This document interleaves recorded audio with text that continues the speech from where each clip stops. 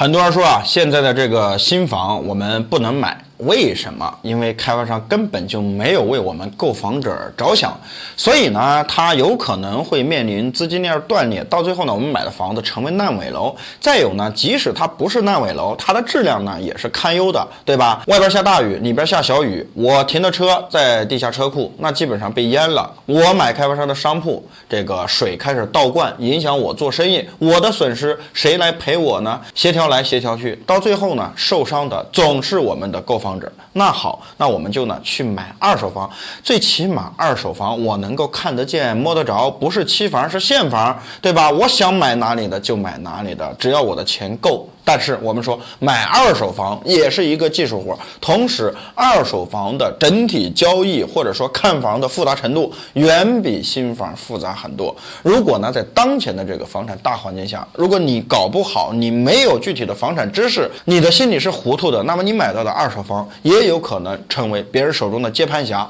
又或者说你交了钱一房二卖，到最后你钱也拿不到，你的房子也住不进去，对吧？毕竟还有很多的问题都隐藏在二手房当中。那今天我要跟大家讲的是，有5种类型的二手房，我们在买的时候要小心，擦亮眼睛，避免上当受骗。第一种类型呢，就是挂牌时间很久的这个二手房，我们尽量不要去买。你有没有发现，我们现在买房子基本上到小区里面已经看不到这个电话号码了，对吧？一是呢，大家都很注重自己的隐私，怕这个电话号码呢泄露；二是呢，现在全国呢到处都在创建文明城市，对吧？你在这个小区的窗户上烂贴，肯定呢会影响整体小区的形象。那么现在呢，基本上卖房子就会交给呢这个专业的中介，对吧？那中介呢会把房源发到专业的这个二手房网站上，对吧？我们买房子呢，我们通过找房源呢都是在这个网上找。但是啊，我们经常会发现有一个房子啊，或者说有几套房子，你的印象会特别深，因为你买房子的周期啊大概会在3个月左右，对吧？你也不可能一天就把房子定了。那么你平时呢还要上班，但是你总浏览这个网站，你会发现怎么这套房子怎么一直还在。长时间卖不出去的房子肯定是有原因的，要么是房子里面具体出过什么问题，比如说死过人呐，发生过不好的事情呢，要么说户型比较奇葩，要么说价格高于市场价。总之它有各种各样的原因，而每一个原因都直触我们购房者的灵魂，大家都不选。你可以想象一下，你为什么要去选呢？所以这样的房子呢，可能存在某种问题。那么如果你真相中这样的房子，你觉得它便宜也好，或者说你就喜欢这样的房子，那么你可以呢再通过邻居的口中，或者说通过专业的这个中介的口中去了解一下呢事实的真相，我们再做这个决定不迟啊！千万呢不要说啊，看着房子便宜我们就马上动手。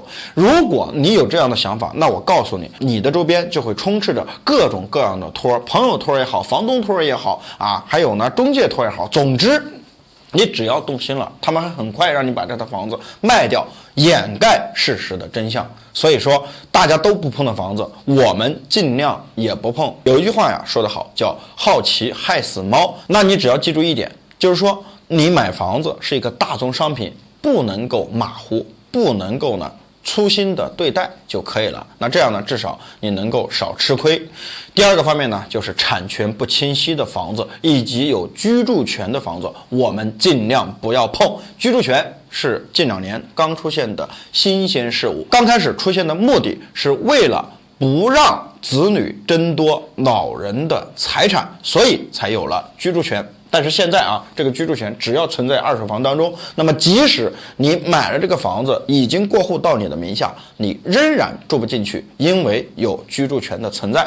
好了，我们说什么叫产权不清晰的房子，就是说呢，这个产权都是70年，但是你不知道现在这个房子到底在谁的手上，这个房子有没有第2次抵押，有没有做过生意贷或者装修贷，又或者说有没有进行民间借贷的抵押等等，这些可能光从一个房产证上你什么都看不出来的。而且呢，这个纠纷呢有可能是多方面的，要么呢是婚姻财产的纠纷，对吧？要么呢是遗产的纠纷，要么呢是继承的纠纷，对吧？总之这一套房子可能会涉及到很多人的利益。那么这样的房子，我们听到以后转身就走，丝毫不要考虑，因为一个产权不清晰的房子，至少能让你全部损失而拿不回来。那么我们刚才说到了居住权，居住权呢，其实就是它作为这个房主给自己或者他人设立的这么一个居住权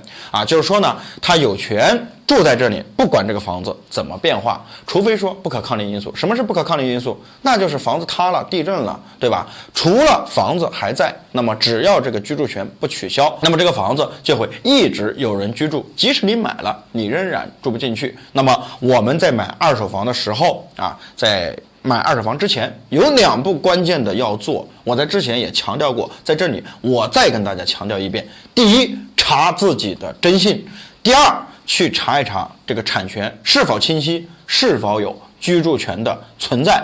如果你不懂，你可以委托专业的机构，大不了就是花一点点的钱嘛，这个最起码能够保障你的资金安全。第3个方面，1楼和顶楼建议大家尽量不要去买，如果要买的话，一定要提前做好功课。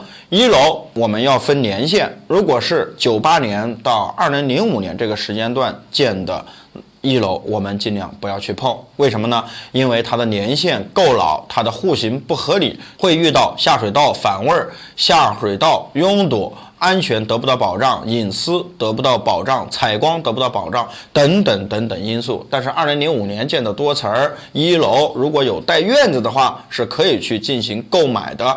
但我们在买顶楼的时候呢，也尽量去看一看房子的时间，什么时候去看？下雨天去看，对吧？有很多二手房已经装修了，它的顶楼呢卖的相对便宜，有很多人呢没有钱，他会去买。但是你要知道一点的就是，我们要趁下雨天去看啊，因为当时人家有装修，我看你这个房子到底漏不漏雨，这是顶楼最应该关心的问题。爬楼没什么，漏雨了才是大问题。那我们呢要考虑一下，到底是不是存在漏水的现象。如果有漏水，那么我们坚决不买。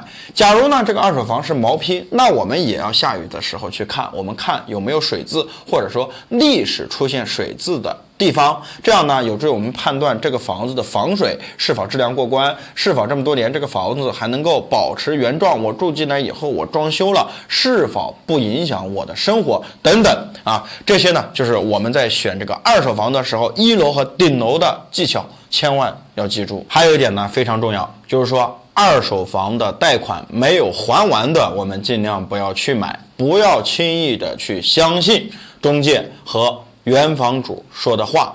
你要记住一点啊，在二手房的买卖过程当中，涉及到金融方面的，一定要谨慎，知道吧？不要把钱拿出来给别人当垫付的。现在呢都有很多这个民间的机构啊，只需要花点钱，别人呢就可以给原房主提供大量的资金啊。有的房主呢会告诉你说，你买我的房子没有问题，但是我现在的银行还有贷款，对吧？我需要用你的首付去还我的尾款，这样呢我才能把房子从银行解押，然后呢再交易过户给你。听起来是不是很美好？而且呢你也帮助了别人，两全其美嘛。但实际上在整个房产交易的过程当中，任何一次失误都是有很大风险的啊，会承担无法预计的后果。你要想象一下，在银行的抵押随时申请，随时可以还，只要呢有这个民间机构可以提供钱，提供资金给他，1-2天的时间而已嘛，不会很长时间，我们只需要付相应的利息就可以了。如果房东让你拿钱的话，那这里就有大问题了。一，他会涉及到一房二卖；第二呢，他会拿着你的首付款去干别的。至于干什么，有可能跑路，有可能还赌债，有可能继续赌博，等等等等，你不知道别人要干什么。所以在房子没有在我们名下的时候，千万不要自己把钱掏出去。二手房讲究的是一手交钱，一手交货。那么我们到底什么时候给房东首付？就是在过户的当天。那说到这里呢，很多这个房主就不理解了。那在过户的当天，你只给了我首付，对吧？但是我却把房子过户给你了，那我的尾款怎么办？其实这个不用担心，在整个二手房交易的流程当中啊，这个过程呢是非常严谨的。怎么讲呢？也就是说，在你过户的同时，买主呢在给你首付的时候，银行的工作人员也已经抵达现场。也就是说，在你这个房子过户以后的1分钟之内，你的房子就再次被抵押到银行了。那么剩下的尾款就是银行放给你，所以这一点呢，大家要放心，不会存在差错的。但总之一点，你记住，房子没有过户，千万不要贸然的掏钱给任何人。至于呢，定金这个东西啊，如果你是通过中介买房子，就放在中介这里。记住，中介是一手托两家的，你给了原房主，有些问题，或者说你的钱可能就拿不回来了。好了，今天的视频呢就讲到这里了，我们下期视频再见，拜拜。